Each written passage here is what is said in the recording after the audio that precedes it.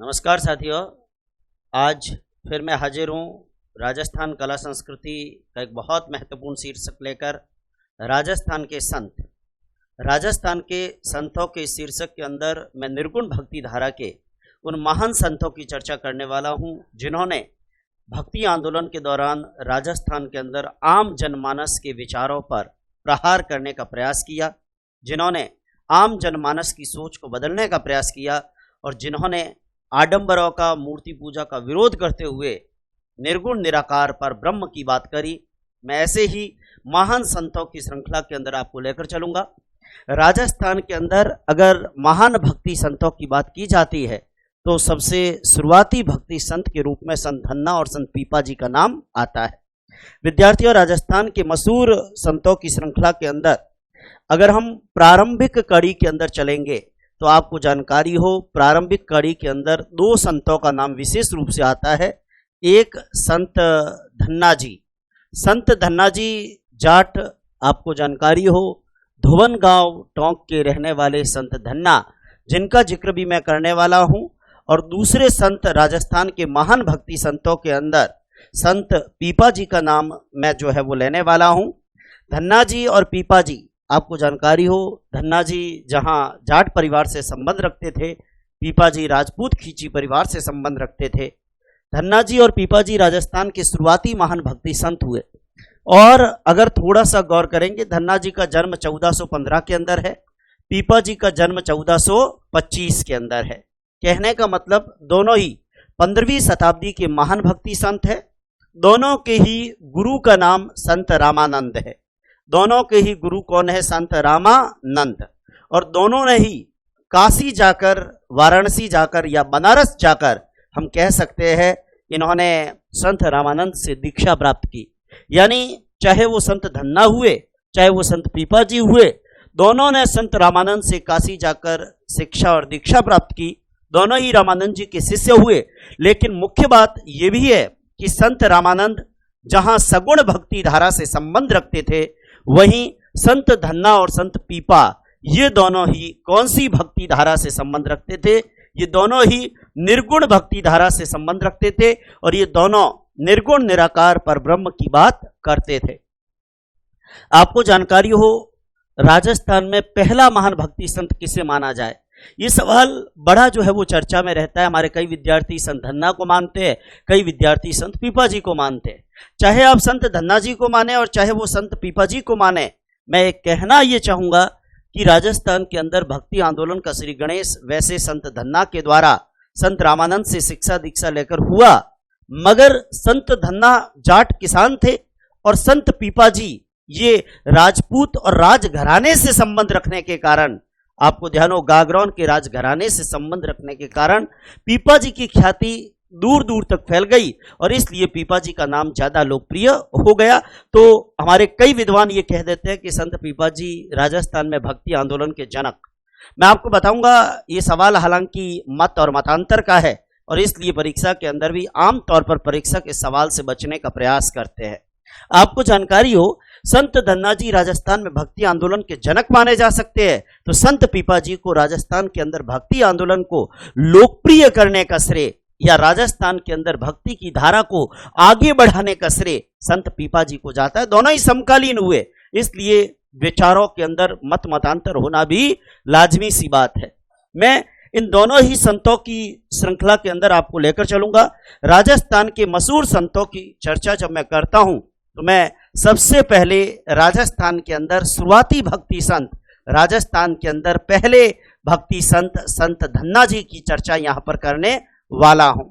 विद्यार्थियों, संत धन्ना जी, और बाद में चूंकि धन्ना जी एक आम जाट किसान परिवार से संबंध रखते थे तो शायद उस जमाने के अंदर इनकी ख्याति इतनी दूर तक नहीं फैल पाई जितनी ख्याति पीपा जी की दूर तक फैली, क्योंकि पीपा जी राजघराने से संबंध रखने वाले थे, गागरौन के राजघराने से वो संबंध रखते थे। और आपने ये पढ़ा भी होगा कि गागरौन का राज प्रबंध संभालते समय संत पीपा जी ने फिरोज शाह तुगलक को भी पराजित किया था। तो पीपा जी राजघराने से संबंध रखते थे और इसलिए जब वो संत के रूप में विराग धारण करते हैं तो सीधी सी बात है कि लोगों का उनके साथ कनेक्शन होना ये एक आम बात उस समय के राजसी परिवेश के अंदर थी। तो मैं सबसे पहले संत धन्ना जी की बात करूंगा और धन्ना जी के बाद में मैं संत पीपा जी की बात अपने इस वीडियो के अंदर करने वाला हूं। संत धन्ना जी की चर्चा जब मैं करता हूं, विद्यार्थियों, संत धन्ना जी कहते हैं कि जाट किसान परिवार से ये संबंध रखते थे। संत धन्ना जी जाट किसान परिवार से संबंध रखते थे। 1415 ईस्वी के अंदर पिता पन्ना जाट और माता रेवा के घर इनका जन्म हुआ। इनके पिता का नाम पन्ना जाट है और इनकी माता का नाम रेवा है। लेकिन विद्यार्थियों, आपको जानकारी ये होनी चाहिए कि राजस्थान के संतों में आम तौर पर परीक्षा के अंदर माता और पिता का नाम नहीं पूछा जाता। इसलिए हमारे विद्यार्थी एक दो जो बड़े संत है उसमें भले ही याद रखना चाहो तो रख लो, लेकिन माता और पिता का नाम परीक्षा में संतों में नहीं पूछा जाता। लोक देवी देवताओं में फिर भी पूछ लेते, पर संतों में अगर पूछेंगे तो संत के गुरु का नाम या संत के ग्रंथ का नाम या संत की प्रधान पीठ का नाम, यह परीक्षा के अंदर इंपॉर्टेंट पूछा जाता है। जिस संत की भी बात करें उनके प्रधान पीठ के बारे में यह जरूर आपको पता होना चाहिए। लेकिन गौर करिएगा, संतों में माता और पिता का नाम 99.99% परीक्षा में नहीं पूछा जाएगा। लेकिन जहां जानकारी है मैं आपको बता दूंगा। 1415 ईस्वी के अंदर कहते हैं कि पिता पन्ना जाट और माता रेवा के घर संत धन्ना का जन्म हुआ। और वो धन्ना जो बचपन के अंदर, आपको जानकारी हो, ये धार्मिक वृत्ति से जुड़े रहे। सीधी सी बात है, हमारे मारवाड़ में, हमारे राजस्थान में एक कहावत है, पूतरा पग पालने में दिखे। पूतरा पग पालने में दिखे तो बचपन से ही इनके अंदर धार्मिक प्रवृत्ति रही। और आपको जानकारी हो, धार्मिक प्रवृत्ति जब बचपन में इनके माता पिता ने देखी, आसपास के लोग भी कहने लगे, अरे ये बच्चा तो धर्म का रूप है, ये बच्चा तो आगे जाकर वैरागी बन सकता है। विद्यार्थियों, 1415 में पन्ना जाट और माता रेवा के घर बालक का जन्म धुबन गांव टोंक में हुआ। और ये सवाल परीक्षा का इंपॉर्टेंट क्वेश्चन है कि संत धन्ना कहां के थे। संत धन्ना कहां के? धन्ना धुबन के। और धुबन में दुब यानी धोबी, और धोबी कपड़े धोता है। कपड़े धोने के लिए पानी चाहिए, और पानी कहां होता है? टोंके में। इसका मतलब धुबन कहां है? टोंक में। विद्यार्थियों, परीक्षा के दृष्टि से यह महत्वपूर्ण प्रश्न याद रखना है कि संत धन्ना का जन्म स्थान कहां पर है। संत धन्ना का जन्म स्थान धुबन गांव टोंक। आपको ध्यान हो, मच्छर जब घरों में ज्यादा होते हैं तो डीडीटी का छिड़काव करते हैं। डीडीटी का छिड़काव करते हैं, आपको ध्यान हो, ये लोगों के जो वैचारिक मच्छर थे उनको इन्होंने डीडीटी का छिड़काव यानी लोगों के वैचारिक मच्छरों पर प्रहार किया। आपको जानकारी हो, D for Dhanna, D for Dhuban और टी फॉर टोंक। धन्ना कहां के? धुबन के। और धुबन कहां? टोंक में। डीडीटी से याद रख सकते हैं, D for Dhanna, D for Dhuban, T for Tonk. Dhanna कहां का? धुबन का। और धुबन कहां पे? टोंक में। धन्ना का जन्म धुबन गांव टोंक के अंदर हुआ। विद्यार्थियों, ये बचपन से ही धार्मिक वृत्ति से जुड़े रहे। और मैं आपको बताना चाहूंगा, जब ये थोड़े बड़े हुए, ये काशी चले गए। काशी कह दो, वाराणसी कह दो, बनारस कह दो। और काशी जाकर इन्होंने आचार्य रामानंद को अपना गुरु बना लिया। संत धन्ना ने आचार्य रामानंद जी को अपना गुरु बना लिया। आचार्य रामानंद संत धन्ना के गुरु बन गए। और जब संत धन्ना ने आचार्य रामानंद को अपना गुरु बनाया तो आचार्य रामानंद ने संत धन्ना को कहा, धन्ना जी को क्या कहा? ये कहा कि मेरे पास यहां पर काशी आ गए हो, लेकिन काशी के अंदर मेरे पास बैठकर वैराग धारण करो। इससे बढ़िया तुम्हें ये बताऊंगा कि तुम अपने गांव चले जाओ, खेती का काम करो, अपनी आजीविका चलाओ। और अगर तुम्हें भक्ति का नाम लेना है तो तुम्हारा कार्य तुमको भक्ति से विमुख नहीं कर पाएगा। विद्यार्थियों, आपको जानकारी हो, आचार्य रामानंद के पास जब ये गए, लेकिन आचार्य रामानंद ये नहीं चाहते थे कि उनके चेले आए, उनसे दीक्षा ले और उनके आश्रम के अंदर डेरा डालकर बैठे रहे। वो चाहते थे अगर भक्ति का प्रचार करना है तो जहां के हो वहां जाओ और वहां के लोगों में भक्ति फैलाओ।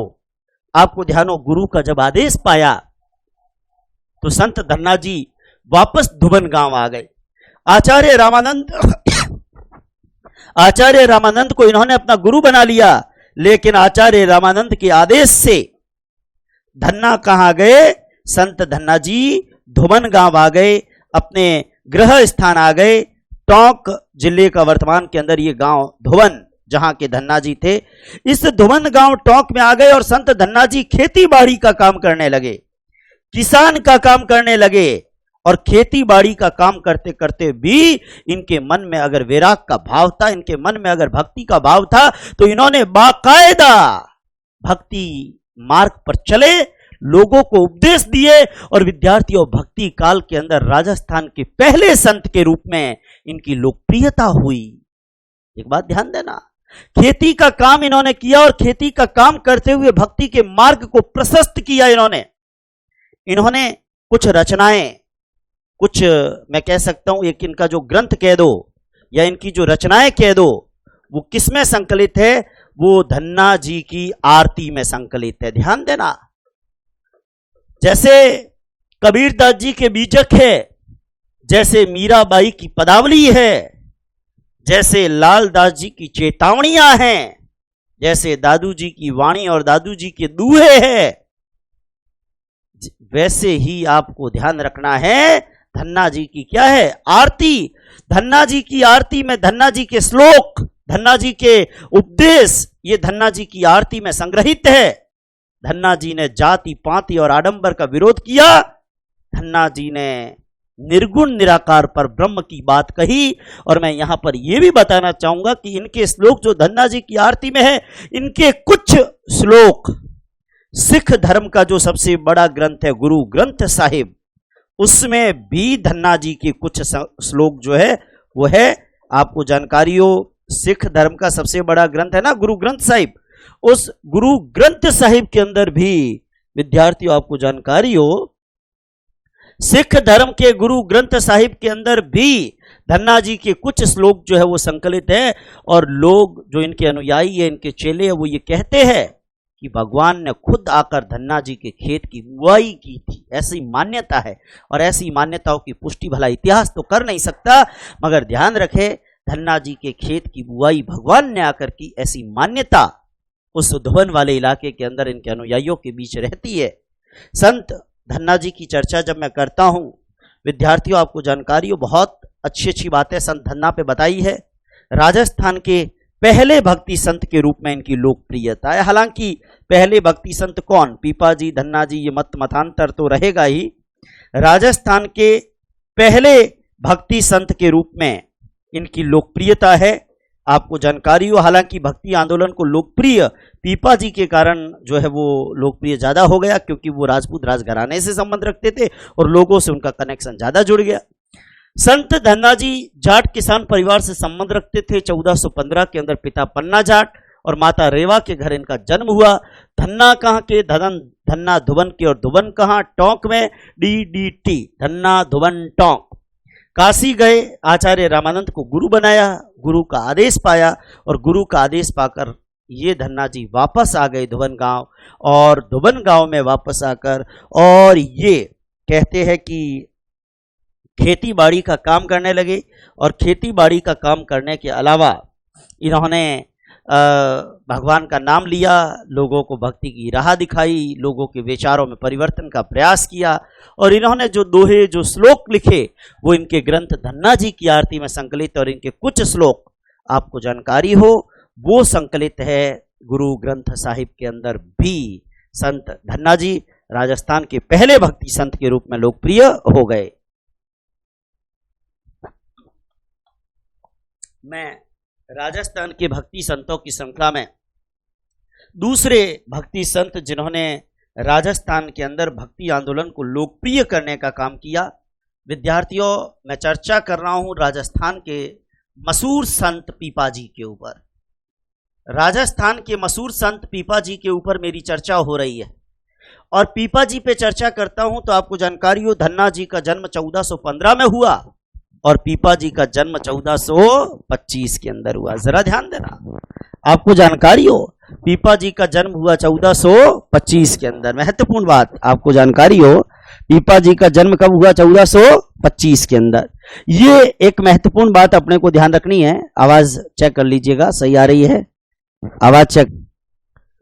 राजस्थान के महान भक्ति संत पीपा जी की बात जब मैं करता हूं तो अपने को ध्यान रखना है कि संत पीपा जी का समय 1425 से लेके और आपको जानकारी हो 1484 तक का समय संत पीपाजी का है। 1425 से लेके और 1484 का समय संत पीपाजी का समय है। और विद्यार्थियों, संत पीपाजी पे जब मेरी चर्चा यहाँ पर होती है तो मैं आपको बताना चाहूंगा कि संत पीपाजी का जन्म 1425 ईस्वी के अंदर चैत्र की पूर्णिमा के दिन, चैत्र की पूर्णिमा वैसे हनुमान जी की जयंती होती है, ध्यान है ना, 1425 के अंदर संत पीपाजी का जन्म, विद्यार्थियों आपको जानकारी हो 1425 ईस्वी के अंदर संत पीपाजी का जन्म हुआ।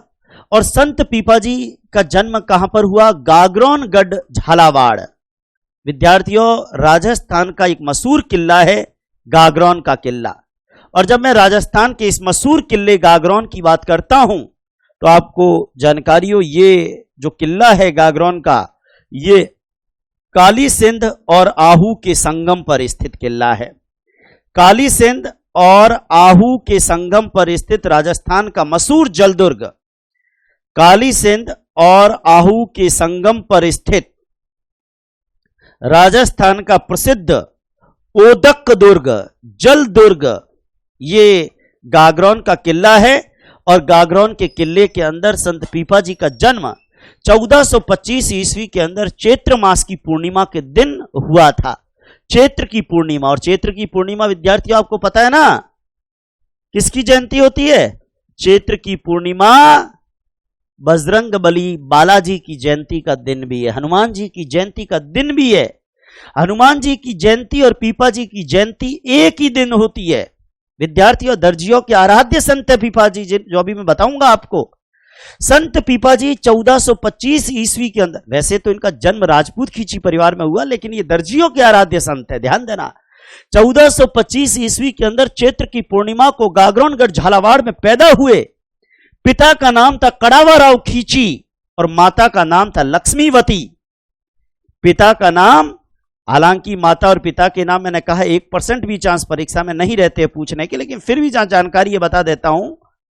कहते हैं कि इनके पिता का नाम कड़ावाराव खींची, आपको जानकारी हो इनके पिता का नाम कड़ावाराव खींची और इनके माता का नाम लक्ष्मीवती। पिता का नाम कड़ावाराव खींची और माता का नाम लक्ष्मीवती। पिता कड़ावाराव खींची और माता लक्ष्मीवती पर चर्चा कर रहा हूं। मैं राजपूत खींची परिवार में पैदा हुए और दर्जी समुदाय के आराध्य संत पीपाजी की चर्चा कर रहा हूं। विद्यार्थियों, गागरोनगढ़ झालावाड़ की धरती पर चैत्र मास की पूर्णिमा के दिन, और चैत्र मास की पूर्णिमा यानी हनुमान जी की जयंती का दिन, और हनुमान जी की जयंती के दिन 1425 ईस्वी के अंदर संत पीपाजी का जन्म हुआ। इनका वास्तविक नाम, इनका प्रारंभिक नाम, इनका इनिशियल नाम प्रताप सिंह खींची था, ध्यान देना। पीपाजी का वास्तविक नाम क्या था? पीपाजी का वास्तविक नाम कह दो, शुरुआती नाम कह दो, आरंभिक नाम कह दो। इनका आरंभिक नाम विद्यार्थियों आपको जानकारी हो, इनका आरंभिक नाम था प्रताप सिंह। कहते हैं कि पीपाजी का शुरुआती नाम था प्रताप सिंह खींची और वो बालक प्रताप सिंह खींची कालांतर के अंदर संत पीपा के नाम से लोकप्रिय हो गए। पिता कड़ावाराव खींची और माता लक्ष्मीवती की संतान। लेकिन कहते हैं कि जब थोड़े बड़े हुए इनके मन में वैराग का भाव आया, और जब इनके मन में वैराग का भाव आया, लोग कहने वाले ये भी कहते हैं कि सपना आया इनको और सपने के अंदर वैष्णव धर्म के प्रचार और प्रसार का संदेश मिला इनको। इनके अनुयायी कहते हैं कि इनको सपना आया था कि काशी के पास जाकर आचार्य रामानंद को अपना गुरु बना ले और वैष्णव धर्म का प्रचार प्रसार करे। अब सपने की पुष्टि इतिहास में तो हो नहीं सकती, लेकिन मान्यताएं, और जहां मान्यताएं हो और जहां विश्वास हो, उस विश्वास को हम कभी चुनौती नहीं कर सकते। विद्यार्थियों, कहते हैं कि सपने में वैष्णव धर्म के प्रचार और प्रसार का, भक्ति के मार्ग का जब इनको संदेश मिला, ये काशी चले गए। ये कहां चले गए? संत पीपाजी, संत प्रताप सिंह जी चले गए। आपको जानकारी हो, ये काशी की धरती पर गए। काशी कह दो, वाराणसी कह दो, बनारस कह दो, भारत के माननीय प्रधानमंत्री जी का लोकसभा क्षेत्र काशी। और उस काशी की धरती पर जब संत पीपाजी जाते हैं तो काशी की धरती में आचार्य रामानंद को अपना गुरु बना लेते हैं। लेकिन आचार्य रामानंद के लिए तो जैसे धन्ना वैसे ही संत पीपा जी। चाहे वो संत धन्ना जी हो और चाहे वो संत पीपा जी हो, आचार्य रामानंद ने धन्ना जी को भी कहा था घर जाओ अपना काम करो और भक्ति करो, पीपा जी को भी यही कहा। देखो, क्योंकि वो ये नहीं चाहते थे कि सारे आए उनके शिष्य बन जाए और काशी में डेरा डालकर बैठे रहे। उन्होंने पीपा जी को कहा कि अपने घर जाओ, अपना कार्य करो, जो भी तुम्हारा कार्य, तुम राजा हो तो राज परिवार संभालो, और रही बात भक्ति की तो जीवन में अच्छे काम करना ही भक्ति है। भक्ति के मार्ग पर तो तुम अपना कार्य करके भी चल सकते हो। आचार्य रामानंद को अपना गुरु बनाया संत पीपा जी ने, लेकिन जब गुरु ने ही कह दिया वापस चले जाओ, तो गुरु के आदेश से संत पीपा जी वापस आ गए। गुरु के आदेश से संत पीपा जी वापस आ गए। विद्यार्थियों ध्यान देना, गुरु के आदेश से संत पीपा जी वापस आ गए। कहां आ गए वापस? गागरोन की धरती पर आ गए। और संत पीपा जी जब वापस गागरोन की धरती पर आए, विद्यार्थियों आपको जानकारी हो, संत पीपा जी के बारे में कहते हैं कि ये गागरोन के गढ़ का राज प्रबंध भी संभालते हैं। आपको जानकारी हो, संत पीपा जी ने गागरोन के गढ़ का राज्य प्रबंध भी संभाला। परीक्षा में प्रश्न आता है, संत पीपा जी जब गागरोन के राज प्रबंध को संभालते हैं, जब गागरोन घराने की राजगद्दी पर बैठते हैं, तो गागरोन का राज प्रबंध संभालते समय इन्होंने किसको पराजित किया था? इन्होंने फिरोज तुगलक, वही फिरोज तुगलक जो भारतीय इतिहास में आपने पढ़ा होगा, ब्राह्मणों पर जजिया कर लगाने वाला फिरोज तुगलक, फिरोज शाह तुगलक को इन्होंने पराजित किया। विद्यार्थियों आपको जानकारी हो, कहते हैं कि जब इन्होंने गागरोन का राज प्रबंध संभाला तो इन्होंने फिरोज शाह तुगलक को भी पराजित किया। लेकिन राज्य का प्रबंध संभालते समय भी इनका मन तो भक्ति में था। कहने को राजा, लेकिन संतों के सानिध्य में रहना, रात रात को भजन संध्याओं में बैठना, भजनों की भक्ति की उपासना करना, भगवान का नाम लेना, निर्गुण निराकार परब्रह्म की उपासना करना। जब संत पीपा जी का मन तो साधुओं के डेरों में, साधुओं के खेमों में रमता था, तो भला राज परिवार के मंत्री गण और अधिकारी गण तो उनकी वाट जोते रहते थे।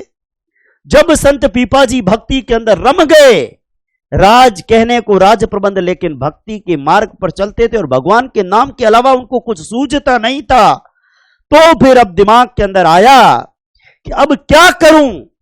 उनके दिमाग में जब इस प्रकार का विचार आया, उन्होंने अपने भाई कल्याण राव के पुत्र भोजराव को राजगद्दी सौंप दी और फिर मानस बना दिया आचार्य रामानंद के पास जाने का और परमानेंटली वैराग्य धारण करने का। ध्यान देना, संत पीपा जी का मन जब भक्ति में रमता गया, संत पीपा जी ने बाद में क्या किया? भोजराव को, ये भोजराव कौन? इनका भतीज, इनके भाई कल्याणमल का पुत्र। ध्यान देना, आपको जानकारी हो विद्यार्थियों, संत पीपा जी के बारे में कहते हैं कि इनके भाई कल्याण राव का पुत्र, इनके भाई कल्याण राव का पुत्र भोजराव, इनके भाई कल्याण राव का पुत्र भोजराव, जिनको इन्होंने राजगद्दी सौंप दी, भोजराव को राजगद्दी सौंप दी। ध्यान देना, भोजराव को इन्होंने राजगद्दी सौंप दी। और जब भोजराव को राजगद्दी सौंप दी, संत पीपा जी ने विचार बना लिया कि अब मैं स्थायी रूप से चला जाऊंगा आचार्य रामानंद के पास शिक्षा और दीक्षा लेने। आपको ध्यान हो, कई सारी जन श्रुतियां भी इनके बारे में चलती है। जब संत पीपा जी ने मानस बनाया, और संत पीपा जी ने मानस ये बनाया कि अब मैं स्थायी रूप से राज प्रबंध को छोड़कर आचार्य रामानंद के पास जाकर वैराग्य धारण कर रहा हूं। कहते हैं कि इनकी 20 रानियां, देखो जन मान्यता है और जिसकी पुष्टि तो होती नहीं, और मान्यताओं में कहने वाले थोड़ा बहुत अलग अलग ढंग से भी कह सकते हैं, लेकिन मैं चूंकि आपको सुना रहा हूं, तो संत पीपा जी ने जब आचार्य रामानंद को स्थायी रूप से अपना गुरु बनाकर और या उनके सानिध्य में विराग धारण करने का निर्णय लिया, इनकी 20 रानियों ने जिद कर ली कि हम भी आपके साथ चलेंगे और हम भी विराग धारण करेंगे। संत पीपा जी ने अपनी रानियों को कहा कि मेरे साथ चलोगे, मैं कोई पिकनिक के ऊपर थोड़ी जा रहा हूं, मैं कोई घूमने थोड़ी जा रहा हूं, और मैं विराग धारण करने जा रहा हूं। और विराग धारण करने जा रहा हूं और मेरे साथ चलना है तो कंबल की अल्फी धारण कर सके अगर कोई आप में, और अपने महंगे महंगे वस्त्रों को त्याग सके, अपने जेवर अपने गहने इनको अगर त्याग सके, और ये जो रेशमी वस्त्र है इनका परित्याग कर सके। महल का परित्याग तो करना ही है, भोजन के अंदर भी वो शानदार व्यंजन अब नहीं मिलेंगे, अब ये आभूषण जो है ये शरीर की शोभा नहीं बढ़ाएंगे, अब ये महंगे वस्त्र शरीर पर काम नहीं आएंगे। अब कंबल की अल्फी धारण करके, और अगर मेरे साथ कोई चल सके तो जरूर चलिएगा। लेकिन विद्यार्थियों 20 में से 19 रानियों ने अपने कदम पीछे खींच लिए। इतरो मोटो त्याग अपो को नहीं हुए, पीपाजी रे जानो तो भले ही जावे। पेल तो कहण में हेंगे कहो कि मैं भेड़ा आला, लेकिन जिदे पीपाजी कहो कि हूं कोई होती पिकनिक मनाने थोड़ जाऊं, कंबल री अल्फी पहरे तो हम कोई हालता हुए भेड़ा, महंगा महंगा कपड़ा जो गहना बीजा है छोड़े और पछे हाले अगे तो भेड़ा हालो पा। 20 में 19 रानियों ने अपने कदम पीछे खींच लिए। लेकिन कहते हैं कि सबसे छोटी रानी सोलखड़ी पद्मावती, आपको ध्यान हो, सबसे छोटी रानी सोलखड़ी पद्मावती, उसने कहा कि बाकी सब भले चले नहीं चले, मैं कंबल की अल्फी पहनकर भी, आपके कंबल की अल्फी धारण करके भी आपके साथ चलूंगी, और आप अगर विराग धारण कर रहे हो तो मैं भी विराग धारण करूंगी। कहते हैं कि पीपाजी उनको लेकर और चले गए आचार्य रामानंद के आश्रम काशी के अंदर, और काशी में जाकर वो संत बन गए। देखो, शिक्षा लेने तो पहले भी गए, दीक्षा लेने पहले भी गए, पर पहले रामानंद ने कहा अपना काम करो, भक्ति का मार्ग धारण करो। लेकिन अब पीपाजी को लग गया कि राज्य संभालता हूं, लेकिन मंत्रियों से ज्यादा तो संत अच्छे लगते हैं, अधिकारियों से ज्यादा तो मुझे संतों का सानिध्य बढ़िया लगता है, तो रात को भजन और जागरण मुझे अच्छे लगते हैं। तो ऐसी स्थिति के अंदर अब संत पीपाजी, ध्यान देना, एक चमत्कारिक संत के रूप में इनकी मान्यता रही है। संत पीपाजी के बारे में कहते हैं कि आचार्य रामानंद को इन्होंने अपना गुरु तो बना ही लिया था पहले ही, लेकिन अब रामानंद के पास जाकर, और एक तरीके से वो रामानंद के शिष्य तो पहले ही थे, लेकिन अब स्थायी रूप से उन्होंने विराग्य धारण कर लिया। और विद्यार्थियों, संत पीपाजी ने जब परमानेंटली दीक्षा ले ली, तो दीक्षा के बाद अपनी आजीविका चलाने के लिए, गौर करिए, अपनी आजीविका दीक्षा के बाद, ऐसा नहीं कि दीक्षा के बाद गोचरी मांगकर और मैं अपना संतपणा निकालूंगा। गौर करिए, संत पीपाजी इन्होंने संत बनने के बाद अपनी आजीविका चलाने के लिए कपड़े सिलने का कार्य किया। आपको जानकारी हो, संत पीपाजी ने संत बनने के बाद भी अपनी आजीविका को चलाने के लिए, संत पीपाजी ने संत बनने के बाद भी अपनी आजीविका चलाने के लिए वस्त्र सिलने का कार्य किया। और वस्त्र सिलने का कार्य किया इसीलिए वस्त्र सिलने से संबंधित समुदाय, यानी कि दर्जी समुदाय, इनको अपना आराध्य संत मानता है। गौर करिए, इसीलिए ये दर्जी समुदाय के आराध्य संत हो गए। वस्त्र सिलने की बात आती है तो आपको पता ही है कौन सा समुदाय, दर्जी समुदाय, और ये दर्जियों के आराध्य संत बन गए। संत पीपाजी संत बनने के बाद कहते हैं कि अपनी आजीविका चलने के लिए कपड़े सिलाई करने का काम कर दिया, कि गोचरी मांगन खाता, वस्त्र सिलने का काम करते थे। और वस्त्र सिलने का काम करते थे इसलिए वस्त्र सिलने वाला दर्जी समुदाय इनको अपना आराध्य संत मानता है। परीक्षा में सवाल आ जाए, निम्न में से कौन से लोक संत दर्जी समुदाय के आराध्य संत है, तो अपने को ध्यान रखना है कि दर्जी समुदाय के आराध्य संत है संत पीपाजी। ध्यान दे, दर्जी समुदाय के आराध्य संत कौन से है, संत पीपाजी। संत पीपाजी के बारे में आपको जानकारी हो, कहते हैं कि संत पीपाजी टोडा गांव टोंक में भी रहे। ध्यान देना, संत पीपाजी टोडा गांव टोंक के अंदर भी रहे, और टोडा गांव टोंक में संत पीपाजी की गुफा है। परीक्षा के अंदर एक बार यह सवाल भी आया था कि संत पीपाजी की गुफा कहां है, टोडा गांव टोंक। संत पीपाजी जिस गुफा में रहे वो गुफा कहां है, वो गुफा है टोडा गांव टोंक। कहते हैं कि इसी गुफा के अंदर, टोडा गांव टोंक के अंदर भजन करते हुए, भक्ति करते हुए ही ये देवलोक गमन हो गए। ध्यान देना, इसी टोडा गांव टोंक के अंदर जो गुफा है, जिसको पीपा जी की गुफा कहते हैं, पीपा जी की गुफा के अंदर, टोडा गांव टोंक के अंदर आपको जानकारी हो, इनकी जो गुफा है वहां पर ये देवलोक गमन हो गए। लेकिन गौर करिएगा, इनका जो स्मारक या इनकी जो छतरी है, पीपा जी की छतरी, अंतिम संस्कार निश्चित रूप से जन्म स्थान पास में ही है, झालावाड़ का गागरौन। तो पीपा जी की जो छतरी है वो है गागरौनगढ़ झालावाड़। पीपा जी की छतरी कहां है? गागरौन झालावाड़। परीक्षा में सवाल आ जाए पीपा जी की गुफा कहां है? टोडा गांव टोंक। पीपा जी की छतरी कहां है? गागरौन झालावाड़। पीपा जी का जन्म स्थान कहां है? गागरौन झालावाड़। पीपा जी के मंदिरों की अगर चर्चा करूं, ध्यान देना, संत पीपा जी की राजस्थान में वैसे तो हर जिले में कोई न कोई मंदिर तो मिल ही जाएगा, क्योंकि दर्जी समुदाय जहां जहां पर भी है वहां पीपा जी के मंदिर आपको मिल जाएंगे। लेकिन पीपा जी के जो मुख्य मंदिर है उसमें आपको जानकारी हो, एक तो झालावाड़ का गागरौन है। झालावाड़ जिले के अंदर गागरौन के अंदर इनका बहुत ही भव्य मंदिर है, और सीधी सी बात है इनकी छतरी भी गागरौन में है, लेकिन इनकी गुफा कहाँ है? टोडा गांव टोंक। आपको ध्यान हो, जोधपुर के मसूरिया के अंदर भी पीपा जी का बड़ा अच्छा मंदिर है। मसूरिया जोधपुर, मसूरिया जहां पर बाबा रामदेव जी का भी तो मंदिर है ना, मसूरिया जोधपुर, वही मसूरिया जो रामदेव जी के गुरु बालीनाथ जी का भी जहां धाम था, बालीनाथ जी का आश्रम है, मसूरिया जोधपुर। पीपा जी का एक मंदिर बाड़मेर जिले के समदड़ी के अंदर भी है। ध्यान देना, बाड़मेर जिले के समदड़ी के अंदर, वहां पर भी संत पीपा जी का एक प्रसिद्ध मंदिर है। तो पीपा जी के राजस्थान में वैसे तो कई मंदिर है, लेकिन गागरौन का मंदिर, समदड़ी का मंदिर, आपको जानकारी हो, गागरौन का मंदिर है, समदड़ी का मंदिर है, मसूरिया धाम का मंदिर है, ये पीपा जी के बहुत ही प्रसिद्ध मंदिर है। विद्यार्थियों, आपको जानकारी हो, इनका देवलोक गमन जो हुआ था ना, वो भी तिथि रामनवमी की थी। ध्यान देना, रामनवमी के दिन ये देवलोक गमन हो गए थे।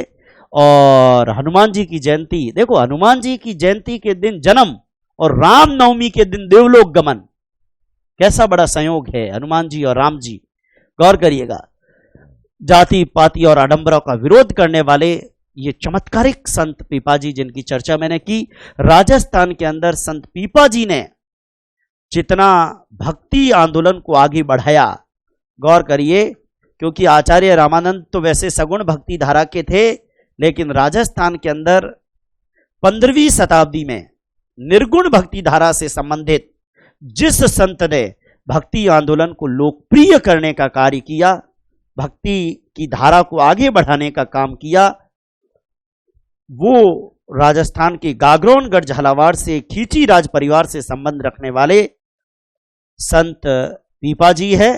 निश्चित रूप से आपको संत धन्ना जी के बारे में भी समझ में आया होगा, संत पीपा जी के बारे में भी समझ में आया होगा। आपको जानकारी हो, मैं संत धन्ना जी और संत पीपा जी के बाद में राजस्थान के एक और भक्ति संत के ऊपर आपको लेकर आ रहा हूं, और राजस्थान के एक और भक्ति संत पर मैं लेकर आऊं, संत जाम्भोजी की चर्चा अगली कड़ी के अंदर मैं करने वाला हूं। लेकिन संत जाम्भोजी की चर्चा हम करेंगे अगले वीडियो के अंदर, जिसमें संत जाम्भोजी, हरिदास जी निरंजनी और संत जसनाथ जी का जिक्र हम करने वाले हैं। धन्यवाद। जय हिंद, जय भारत।